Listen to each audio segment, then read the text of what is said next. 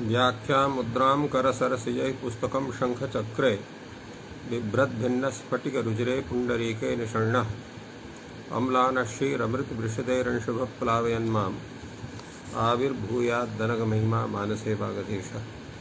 कृष्णाय वासुदेवाय हरये परमात्मने प्रणतक्लेशनाशाय गोविन्दाय नमो नमः।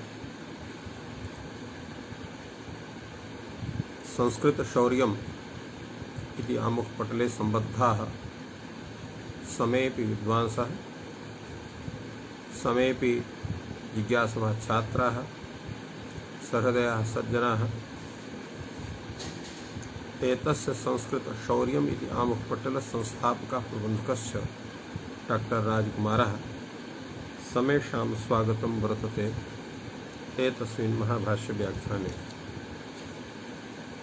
विशेषणानां च जातेः इति सूत्रस्य व्याख्यानं प्रचलति। एतस्मिन् विषये तत्र विकल्पद्वयमागतं यत् अत्र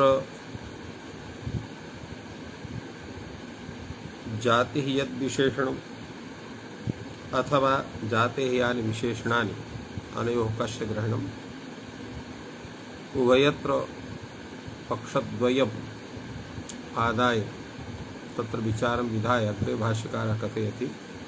एवं तर्हि नैवं विज्ञायते जातिर्यद् विशेषणमिति नापि जातेर्यानि विशेषणानि कथं तर्हि विशेषणानां युक्तद्भावो भवति आजातेः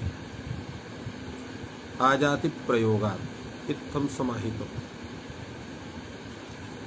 एतस्य तात्पर्यम् आजातेः इत्यस्य कैयटः कथयति यदा तु जातिः प्रकर्मते विशेषणत्वेन विशेषत्वेन वा तदा युक्तभावो न भवति। अर्थात् अत्र आजातिः इत्यत्र यः आङ् वर्तते सः मर्यादार्थे वर्तते। अर्थात् आजातिः इत्यस्य जातेः प्राक् यानि विशेषणानि ये तत्र यानि विशेषणानि तेषां युक्तवद्भावो भवति इति तात्पर्यमायः। अतएव जातेः प्रागेव तत्र भवति, जातेः तत्र अतिक्रमणं न क्रियते इति एतस्य तात्पर्यं तत्र स्थापितम्। अनन्तरं प्रश्नः अभवत् एतस्य सूत्रस्य मुख्यं प्रयोजनं किं वर्तते। तत्र विचारः समागतः यत् विशेषणानां वचनं जातिनिवृत्त्यर्थम्। जातीनां तत्र युक्तवद्भावो न भवतु एतदर्थम् एतत् सूत्रम् आवश्यकं वर्तते इति प्रतिपादितम्। अत्र प्रश्नः भवति किमुच्यते जातिनिवृत्त्यर्थे इति न पुनः विशेषणानामपि युक्तवद्भावो यथा स्यात्। अर्थात् मुख्यं प्रतिपाद्यम् एतस्य सूत्रस्य भवति विशेषणानां युक्तवद्भावो भवति। तदेव प्रयोजनयुक्तं भवेत्।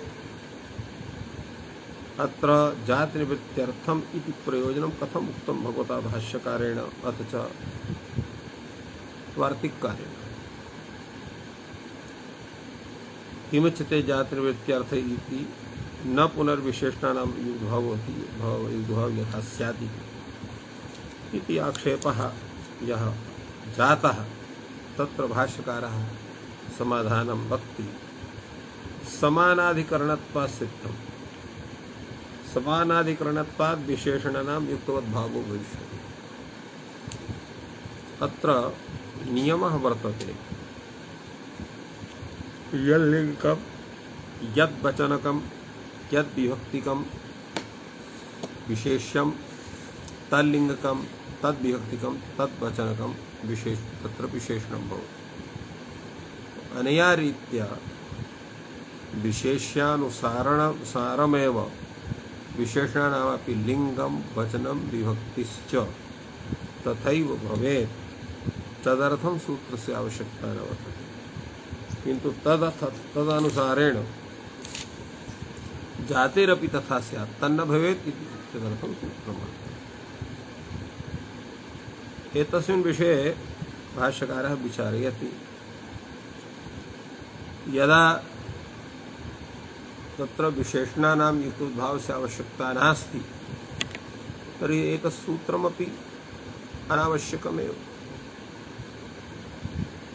यद्येवं नार्थः अनेन सूत्रेण लुपोऽन्यत्रापि जाते युक्तवद् भावो न भवति। तो लुपः अन्यत्रापि यत्र लुप नास्ति तद्भिन्न स्थले जाते युक्तवद् भावः न भवति। क्व अन्यत्र न भवति। यथा बदरी सूक्ष्मकंटका मधुरो वृक्षः इति। अत्र बदरी सूक्ष्मकंटका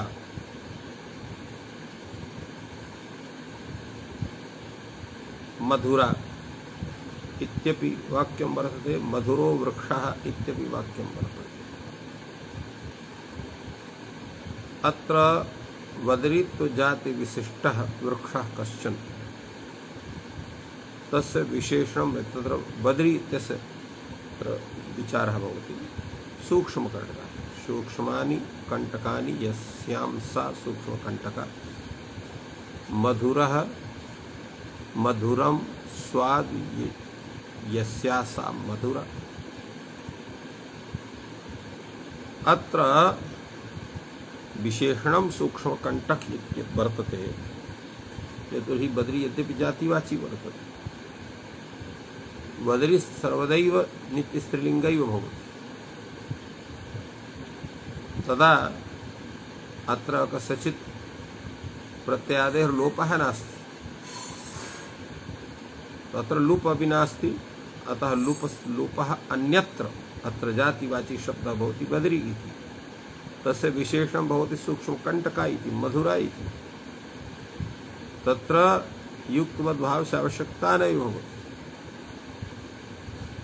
यल्लिङ्गं यद्वचनकं यद्विभक्तिकं विशेष्यं तथैव तत्र विशेषणानि भवन्ति इति रीत्या सूक्ष्मकंटका इति स्त्रीत्वम् अत्र भवति। अथ च प्रथमा विभक्तित्वम् एकवचनत्वं च उपपद्यते स्वयमेव। एवं यदा वृक्षः इति भवति विशेष्यं तत्र मधुरः वृक्षः इति तत्र विचारः भवति। तो मधुरादीनां विशेषणानां तत्र बदर्यूनिपाते अर्थात् बदरी शब्दस्य विशेषत्वेन प्रयोगे तल्लिङ्ग संख्यानां तत्र सम्बन्धः भवति। यदा विशेषत्वेन वृक्षः उपस्थापितः भवति तदा यथा वृक्षशब्दस्य लिङ्गं वचनं विभक्तित्वं च तथैव तद्विशेषणानामपि स्वतः प्रवर्तते समानाधिकरणसम्बन्धात्। अत्र तथा नास्ति। बदरी वृक्षो मधुरः सूक्ष्मकंटकः एवं रूपेण तत्र प्रयोगो भवति। तो एवं अत्र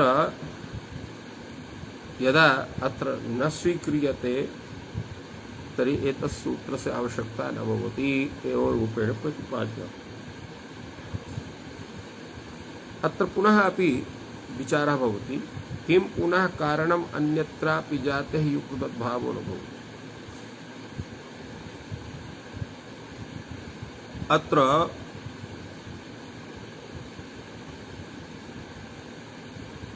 यत्र विशेष्यादि विशेष्य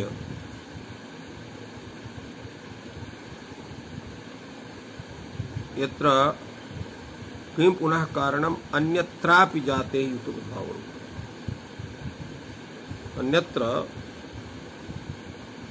जाते युक्तवद्भावो कथं न भवति। यतोहि जातिः अपि विशेषणं भवति। जातिः गुणः एतानि सर्वाणि विशेषणत्वेन प्रयुज्यन्ते। तो कथमत्र जाते ही युग्मद्भावो न भवति इति प्रश्नः। भाष्यकारः दधाति आविष्टलिंगा जाति ही यल्लिंगम उपादाय प्रवर्तते उत्पत्ति प्रवृत्तिया विनाशात् तद्लिंगम न जहाति। किम तात्पर्य? आविष्टलिंगा जाति, आविष्टम लिंगम यया सा आविष्टलिंगा अर्थात नियत लिंगा। आविष्टलिंगा जाति अर्थात नियत लिंगा जाति। आविष्टम लिंगम यया सा आविष्टलिंगा नियत लिंगा इत्यर्थ। तो नियत लिंगा जाति हो तो यल्लिंगम उपादाय शब्दस्य तादृशस्य प्रयोगः भवति तल्लिंगमेव उत्पत्ति कालात् विनाश कालात् प्राक् यावत् तद्लिंगम न जहाति तदेव लिंगम तस्य शब्दस्य तिष्ठति। यदा वृक्ष इति शब्दः तरुविशेषस्य प्रयोगाय यस्मात् कालात् प्रवृत्तः वर्तते तस्मात् कालात् आरभ्य अधुना यावत् तत्र वृक्षः शब्दः पुल्लिंगे एव।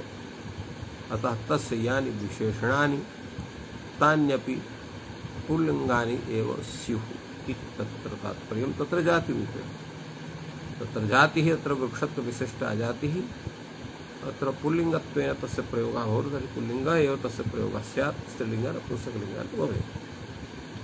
अत एव नियतलिंगा जातिः यल्लिंगम् उपादाय प्रवर्तते नाम तत्र सृष्टिकालात् प्रयोगकालात् यदा तस्य प्रवृत्तिः भवति तो उत्पत्ति प्रवृत्ति उत्पत्ति कालादारभ्य विनाशात् अर्थात् विनाश कालम यावत् सृष्टि लयः न भवति तावत् तच्छब्द से तादृशम एव लिंगम सा एव जाति स एव तत्र नियत लिंगत्वम नियतम एव सर्वं प्रवर्तते।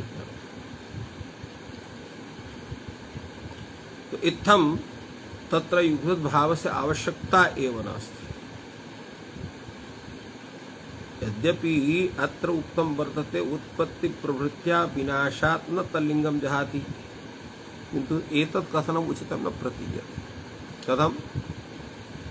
नित्यत्वे सति अनेक संवेतत्वं जातित्वं ही जातिर्लक्षणम्। जातिः न च उत्पद्यते न च नश्यति। यस्य उत्पत्तिः विनाशो वा भवति तदनित्यं जायते। जातेर्नैवोत्पत्तिः न च विनाशः अतएव नित्यत्वं तत्र वर्तते। तो जातेः उत्पत्ति विनाशा संबंधात् अत्र कथम उत्पत्ति विनाशयोः तत्र चर्चा कृता भगवता भाष्यकारेण। तदा उच्यते शब्द व्यवहारगत उत्पत्ति विनाशौ अत्र गृह्यते। यदा यस्मात् कालात् तादृश शब्द व्यवहार प्रवर्तते तदेव तस्य उत्पत्ति सा एव तस्य उत्पत्ति। एवमेव यस्मिन् काले तादृश व्यवहारस्य अभावः भवति ततः कालात् प्रागेव तस्य प्रवृत्ति स्वीकरणात् अनन्तरं तस्य विनाशः क्रियते। अत्र तस्य तादृशस्य विनाश तत्र व्यवहार शब्द व्यवहारगत एव उत्पत्ति विनाशो अत्र गृह्यते। तेन संपूर्णे संसारे अर्थात संसारः यदा आरभ्यते तावत् शब्द व्यवहार यावत् संसार तावत् शब्द व्यवहार तावत् जातेः नियल्लिंगत्वम्। तस्मात् कालात् अर्थात संसार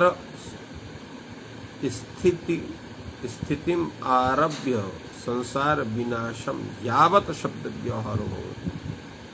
यदा शब्द व्यवहार आरभते तदा तस्य उत्पत्ति यदा शब्द व्यवहार शम्यते तदा तस्य विनाशः। जाति यद्यपि नित्या वर्तते किंतु तस्य उपाधेः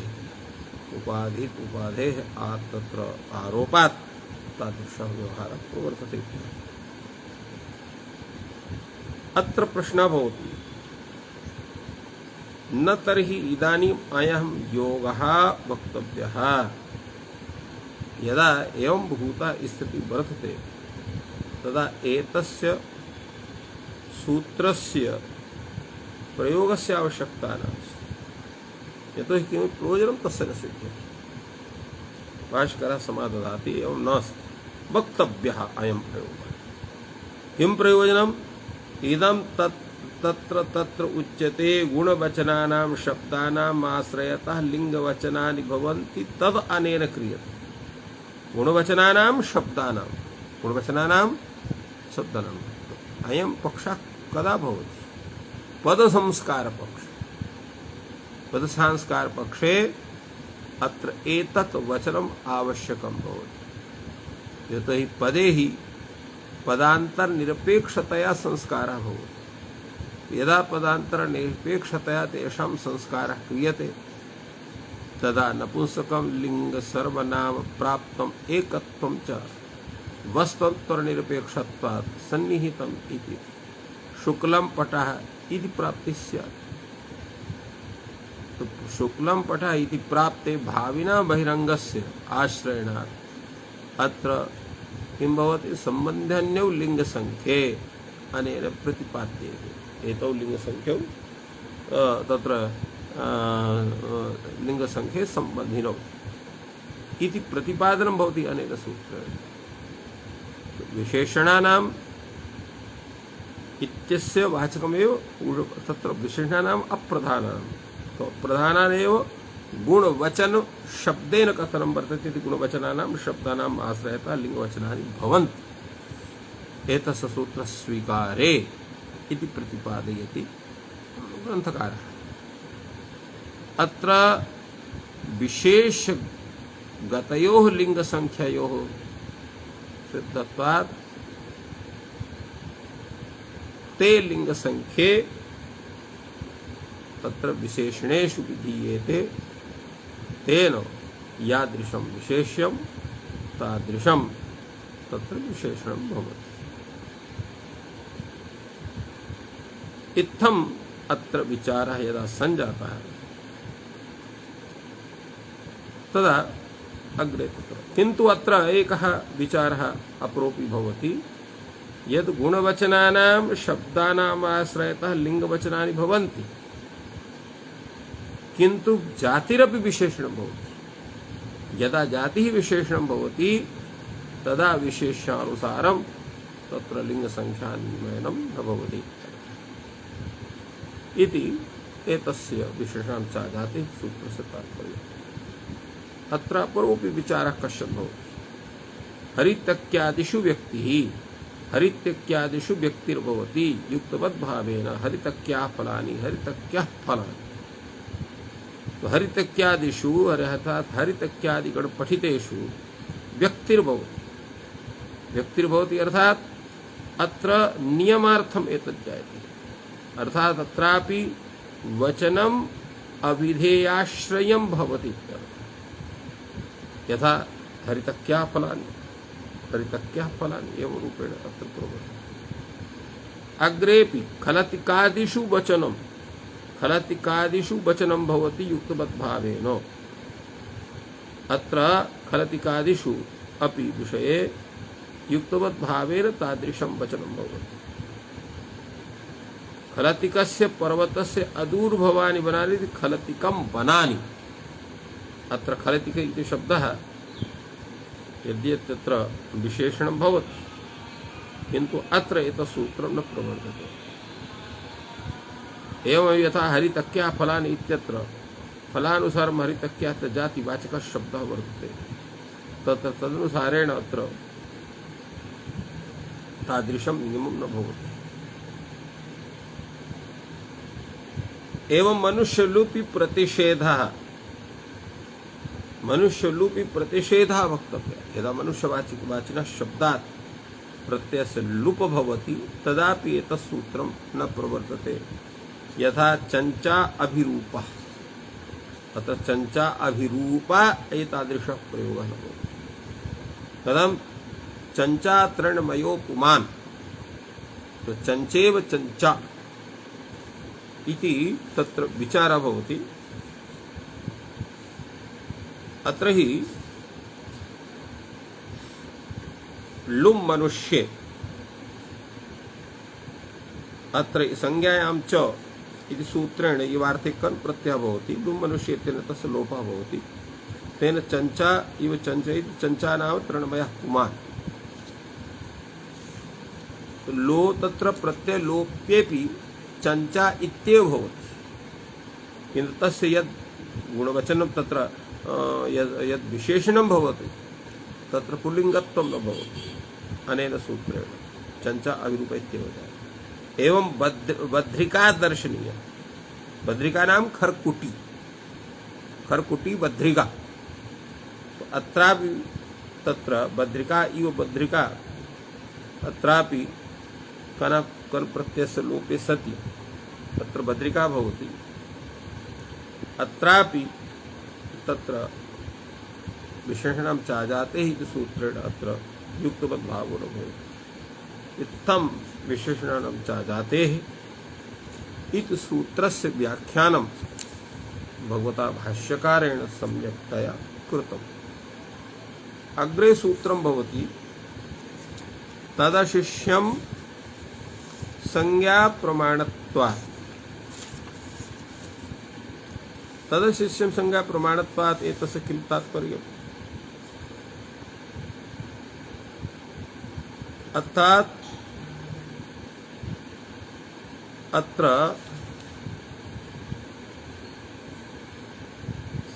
उच्यते तत् इति प्रकृतं युक्तवद्भाव लक्षणं निर्दिश्यते। अर्थात युक्तवद्भावः तत्र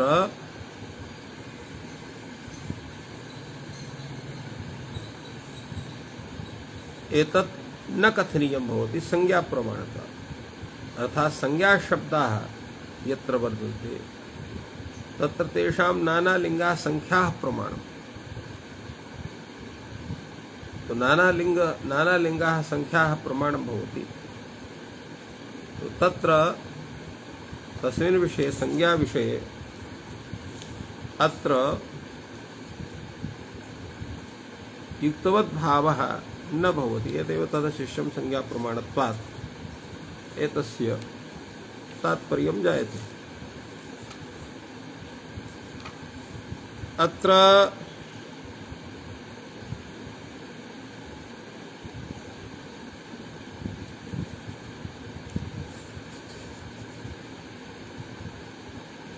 एतस्यापि अपरोपि विचारः भवति।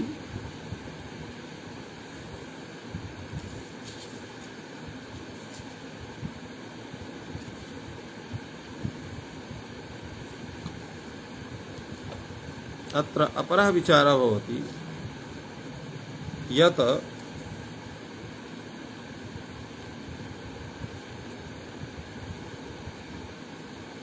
संज्ञानां प्रमाणत्वात्। यत्रात्र संज्ञावाचिनः यः शब्दः सन्ति, यदि संज्ञावाचिनः सन्ति तत्र युग्मद्वाचनं न कर्तव्यं भवति इति एतस्य सूत्रस्य आशयः। संज्ञाशब्दाः ये वर्तन्ते तत्र नानालिङ्गानि नानासंख्या भवन्ति इति कृत्वा संज्ञाविषये युक्तवद्भावः न प्रवर्तते। अतएव तत् अशिष्यं संज्ञा प्रमाणत्वात्। संज्ञाविषये तत्र युक्तवद्भावादिकार्यं न प्रवर्तते इत्यर्थः। अत्र भाष्यकारः यद्यपि अधिकं न समाहितवान् तथापि यत् समाहितं तदपि अतीव शोभनं। किं या एताः कृत्रिमाः टी घू भादि संज्ञाः तत्प्रामाण्यात् अशिष्यम्। तत्र कृत्रिमा याः संज्ञाः सन्ति शाब्दिक संज्ञाः टी संज्ञा, भू संज्ञा, भा संज्ञा, एवमेव अन्याः अपि संज्ञाः वर्तन्ते, घौ संज्ञा। एताः याः संज्ञाः तो तासां प्रामाण्यात् अत्र युग्मद्भावः न प्रवर्तते। यतोहि एताः संज्ञाः कृत्रिमा नाम तो शास्त्रतः बोधित संकेता यह संज्ञा अर्थात पारिभाषिक शब्दाः ये भवन्ति तेव संज्ञात्वेन अत्र गृह्यन्ते इत्यर्थः। कथं तत्र प्रवृत्तिर्न भवति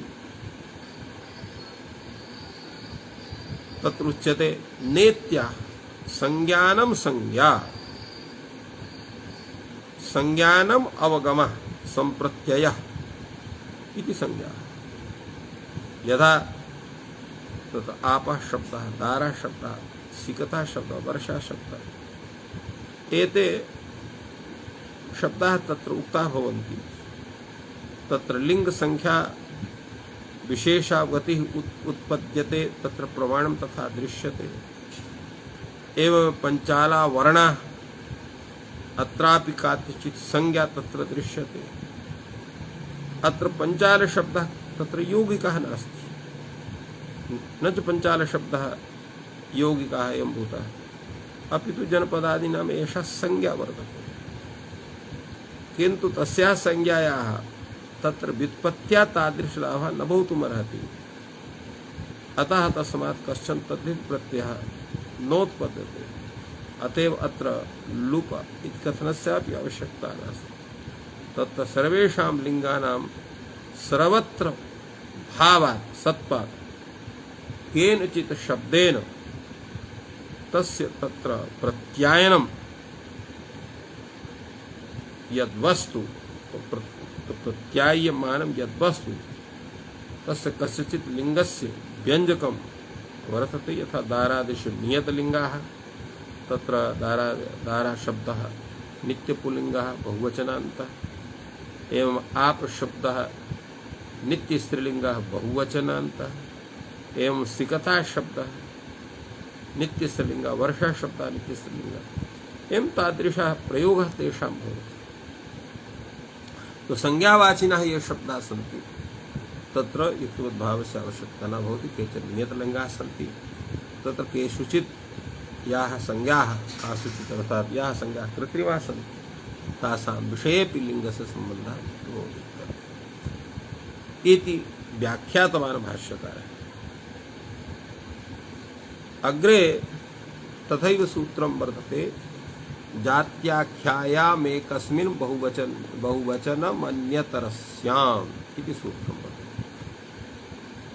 किमेतस्य सूत्रस्य तात्पर्यं तावदुच्यते।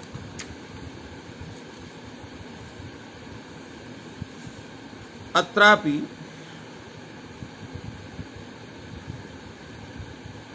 विचरते तत्र यत्र जातिः भवति तत्र वस्तुतः एकत्वं भवति अतएव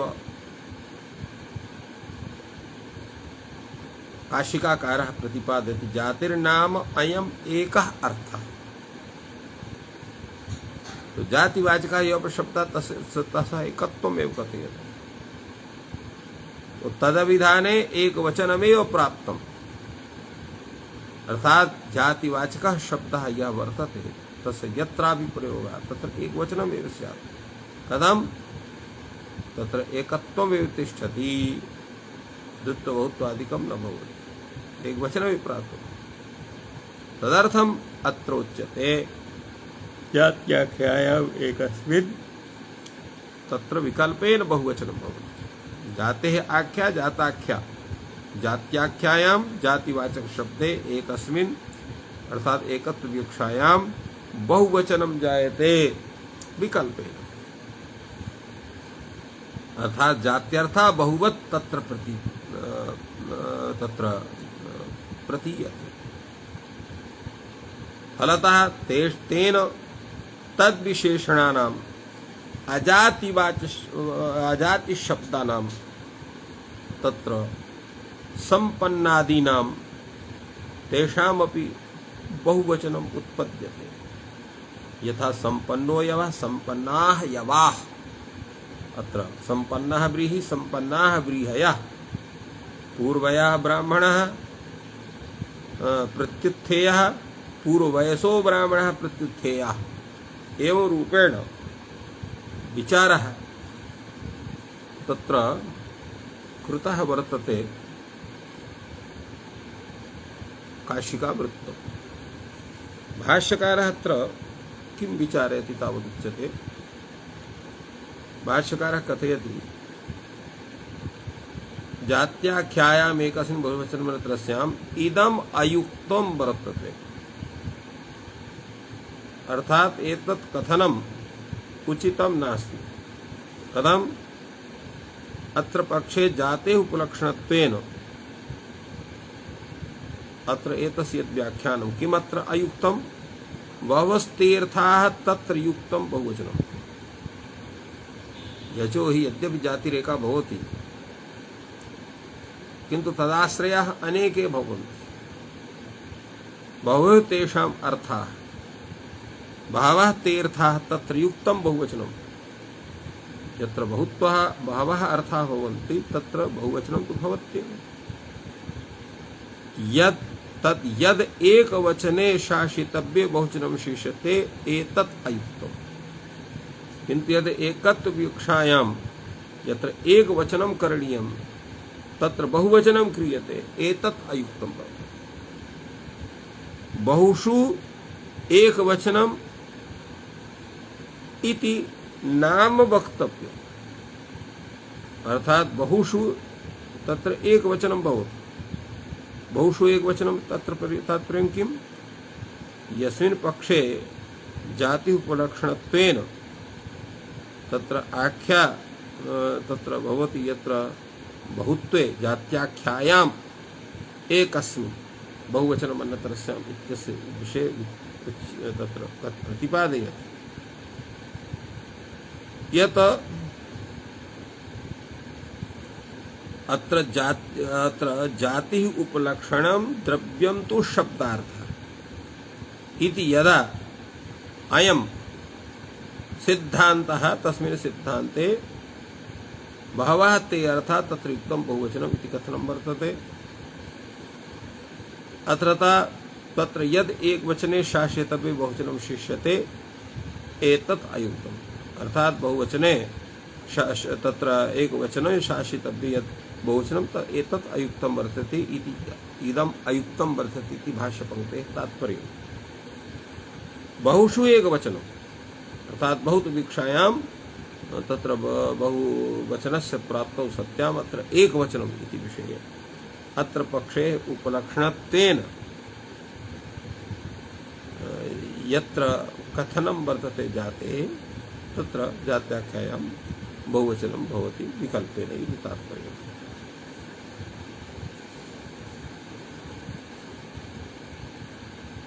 अत्र भाष्यकारः एतस्य आक्षेप विषये विचारयति। अत उत्तरं पठति इति शब्देन। किमुत्तरं पठति? जात्याख्यायां सामान्याविधानादैकार्थ्यम्।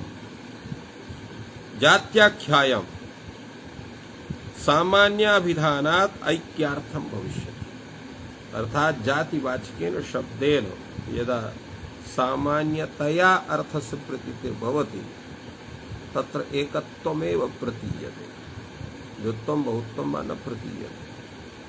फलतः तत्र एकवचनं भवति, किन्तु इष्यते च बहुवचनं स्यात्। बहुवचनस्य प्रयोगशात् एतदपि इष्यते, किन्तु एकत्वविवक्षायाम् एकवचनं भवति, द्वितीयविवक्षायां द्विवचनं भवति, बहुत्वविवक्षायां बहुवचनं भवति।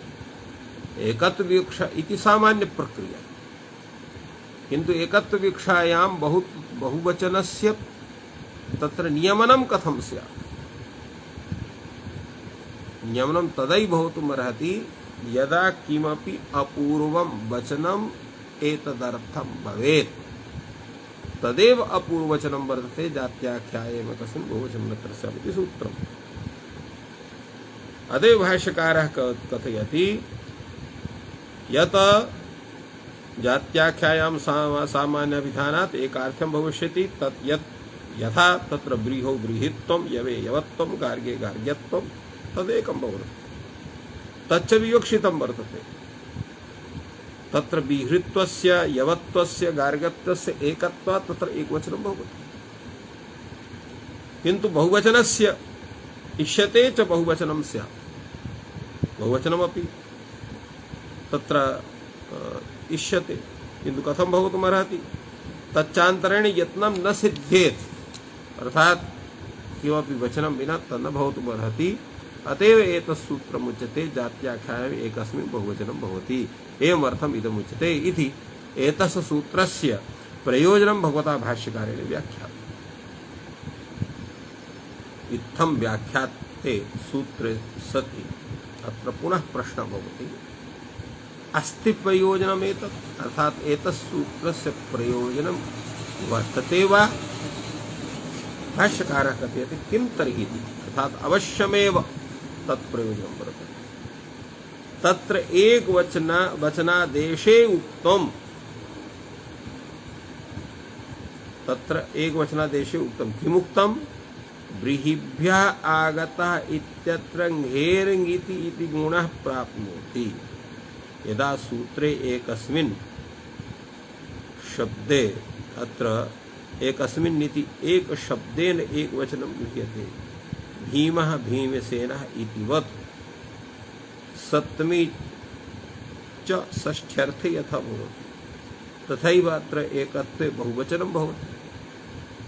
फलतः एकवचन निमित्तकं यत् कार्यं तत् तत्र बहुवचन विषयेऽपि स्यात्।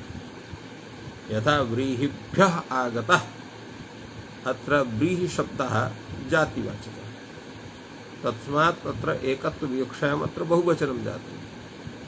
तेन व्रीहये इत्यस्थाने तत्र व्रीहिभ्यः इति प्रयोगः जातः, किन्तु अत्र एकत्व विवक्षितं तु एकत्वमेव।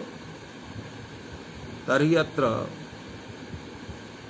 घेर्ङ इति सूत्रेण अत्र गुणस्य प्राप्तिः स्यात् इति कश्चन तत्र स्थाने भावेन अत्र ङेत्वमादाय अत्र घेर् इति गुणः घेर्ङ इति सूत्रे गुणस्य प्राप्तिः भवितुमर्हति।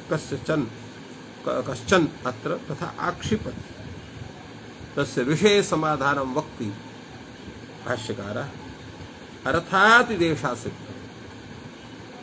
अत्र अर्थातिदेशः न तु स्वरूपादेशः। तो अर्थादेशोऽयं नेदं पारिभाषिकस्य वचनस्य ग्रहणम्, अत्र पारिभाषिकस्य वचनस्य ग्रहणम् अत्र नास्ति। पारिभाषिकं वचनं किम्? पारिभाषिकं वचनं सुऔजसे प्रथमा इत्यत्र द्विवचनैकवचने एवं रूपेण बहुषु बहुवचनम् इत्यादि तत्र वर्तते। पारिभाषिकं वाक्यम् अत्र तु पारिभाषिकस्य वचनस्य ग्रहणं नास्ति, किं तर्हि अन्वर्थस्य ग्रहणमत्र वर्तते। अन्वर्थस्य ग्रहणं इत्यस्य किं तात्पर्यम्? उच्यते इति वचनम्, उच्यते यत् तद्वचनम्, बहूनाम् अर्थानां वचनम् इति बहुवचनम्, अर्थात बहूनाम् अर्थानां प्रतिपादकं यत् तद् बहुवचनं भवति। यावत् ब्रूयात् एकः अर्थः बहुवत् भवति तावत् एकस्मिन् बहुवचनं। यदा उच्यते एकः अर्थः बहुवत् भवति तदा एकस्मिन् बहुवचनं वर्तते। तो एवं यदा एकः एव अर्थः बहुवत् भवति अर्थात बहुत्ववत् भवति, बहुतर्थ प्रतिपादितवत् प्रतीयते एवं रूपेण अत्रापि एकस्मिन् अर्थात् अत्र एकार्थः बहुवत् भवति, एकार्थ विषये बहुवत् भवति, अर्थात बहुवचनवत् प्रयोगः बहुवचनस्य करणीयः। एवं रूपेण एतस्य तत्र प्रयोजनं भगवता भाष्यकारेण प्रतिपादितम्। किन्तु अन्येपि विषयाः अत्र वर्तन्ते, तद्विषये उच्यते संख्याप्रयोगे प्रतिषेधः। भवतु नाम अत्र बहुवचनं, किन्तु तादृशः संख्याप्रयोगो न भवेत्। संख्याप्रयोगो प्रतिषेधः, संख्याप्रयोगे प्रतिषेधो वक्तव्यः। यथा एकः व्रीहि सम्पन्नः सुभिक्षं करोति, अत्र एकत्वं वर्तते। एको यवः संपन्नः सुभिक्षम करो। तो अत्र एकस्यैव बहुत्वात् विदेशः क्रियमाणः एक शब्द प्रयोगे अत्र एकः बहुव्रीहिः एका यवः इति एवं रूपेण तत्र विचारः भवति। अतः अत्र प्रतिषेधः वक्तव्यः संख्या प्रयोगे प्रतिषेधः, अर्थात एतस्य सूत्रस्य यत्र एकत्वं वीक्षितं भवति तत्र अत्र संख्या शब्दस्य प्रयोगः एकः। एकः बहुव्रीहि संपन्नः सुभिक्षं करोति, एकः यवः संपन्न, अत्र संख्यावाचकः शब्दः एकः वर्तते। तत्र संख्यावाचक शब्द विषये तत्र जातिवाचकस्य सत्त्वादपि तत्र बहुवचनस्य प्रयोगः न भवति, तस्य प्रतिषेधः वक्तव्यः। एवम् अस्मदो नाम युव प्रत्ययोश्च, अस्मदो नाम प्रयोगे युव प्रत्यय प्रयोगे च प्रतिषेधो वक्तव्यः। अस्मत् शब्दस्य यत्र प्रयोगः वर्तते, यत्र युवापत्यस्य शब्द तत्र प्रत्ययान्तस्य प्रयोगः वर्तते, तत्रापि एकत्वविवक्षायामपि बहुवचनस्य प्रतिषेधो भवति। यथा अस्मदो नाम प्रयोगे युव प्रत्यय प्रयोगे च प्रतिषेधो वक्तव्यः, अर्थात तत्र एकत्वविवक्षायां बहुवचनं न भवति इत्यर्थः जातिवाचकस्य सत्त्वेपि। यथा अहम देवदत्तः ब्रवीमि, अत्र अस्मत् शब्दस्य प्रयोगः। तो वयम देवदत्तः ब्रूमः इति प्रयोगः न स्यात्। अहम यज्ञदत्तः ब्रवीमि, अहम देवदत्तः इत्येव प्रयोगः स्यात्।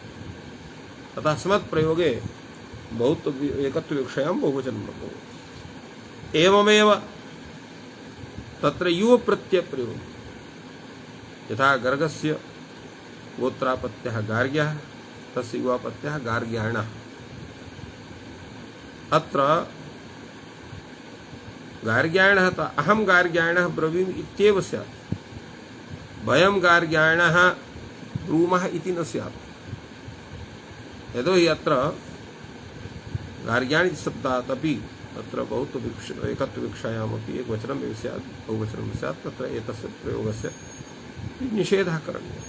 एवं वात्स्यायन, वत्सस्य अपत्यं पुमान् वात्स्यः, तथैव युवापत्यः वात्स्यायनः, अत्रापि तथैव। अत्र विषये भाष्यकारः समादधाति युवग्रहणेन नार्थः, अर्थात अस्मदो नाम युव प्रत्ययोश्च इत्यत्र नाम ग्रहणं तु भवेन्नाम,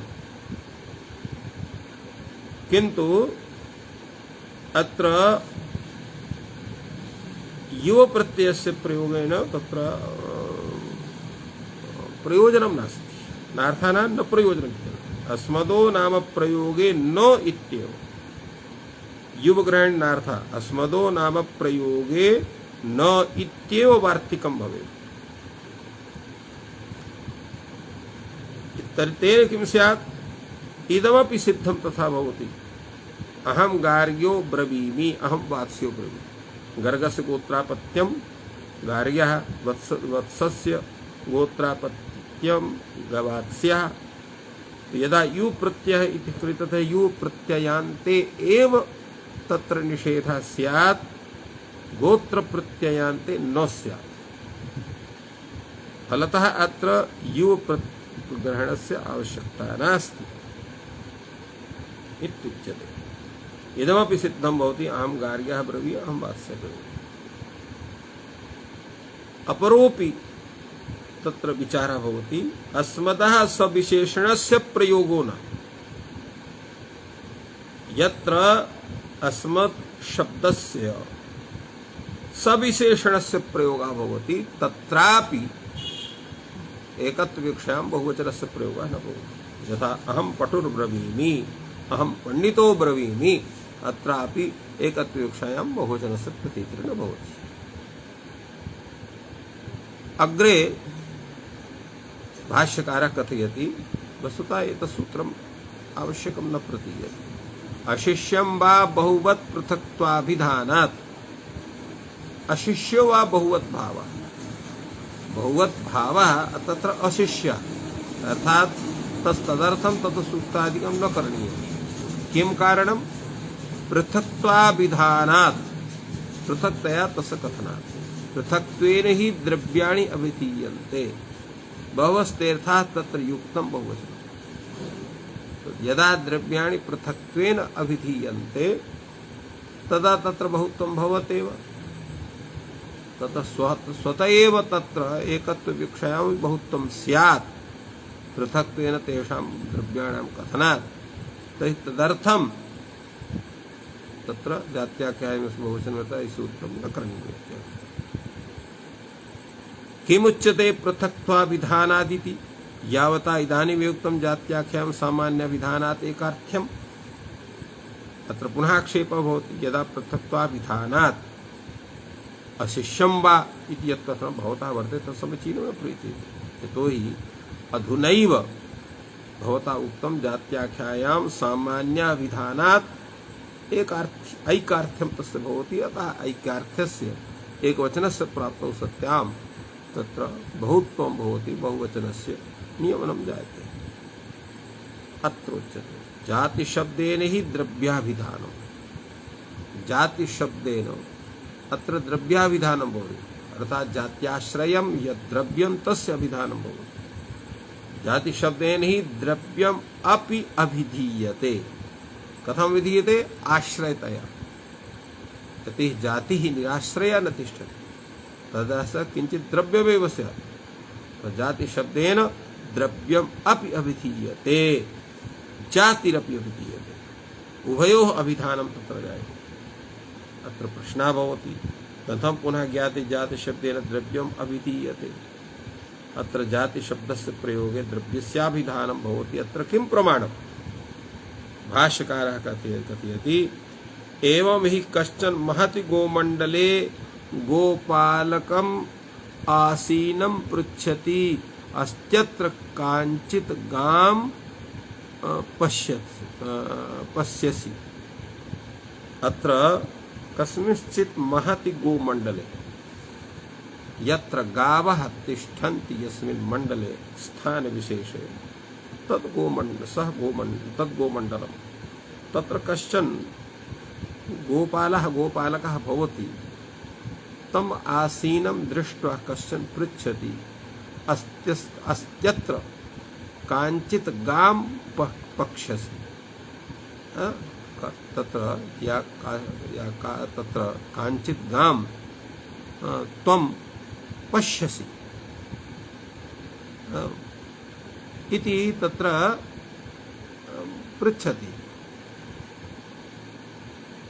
स पश्यति पक्ष्यति चायं गाः इति प्रयुज्यते पश्यसि पक्ष्यति पश्यति एव रूपेण तस्सः पृच्छति पृच्छति ता काञ्चित् अत्र गां पश्यसि इति तो नूनम् अस्य द्रव्यं अत्र गो इति शब्देन गोत्वं जातिरपि अभिधीयते तदाश्रयः गौरपि अभिधीयते उभयोऽपि यानं गो शब्दप्रयोगेन भवति यदा सामान्यविधानं तदा एकवचनं भविष्यति यदा विशेषविधानं तत्र बहुवचनं भवति एवं रीत्या सूत्रं विनैव तादृशः प्रयोगः भवितुमर्हति फलतः जातिवाचिनः शब्दात् एकत्वविवक्षायां बहुवचनं करणीयम् एतदर्थम् एतत्सूत्रम् आवश्यकं नास्ति एवं रीत्या भगवता भाष्यकारेण एतस्य सूत्रस्य प्रत्याख्यानं विहितम् एतत् प्रत्याख्यानं समीचीनं न वा समीचीनम् इति एतत् सूत्र प्रत्याख्यानं भवति न वा भवति एतस्मिन् विषये श्वः वयं तत्र चर्चां तत्र विधास्यामः अधुना अत्रैव विरम्यते सर्वेभ्यो नमः जयतु संस्कृतं जयतु भारतम्।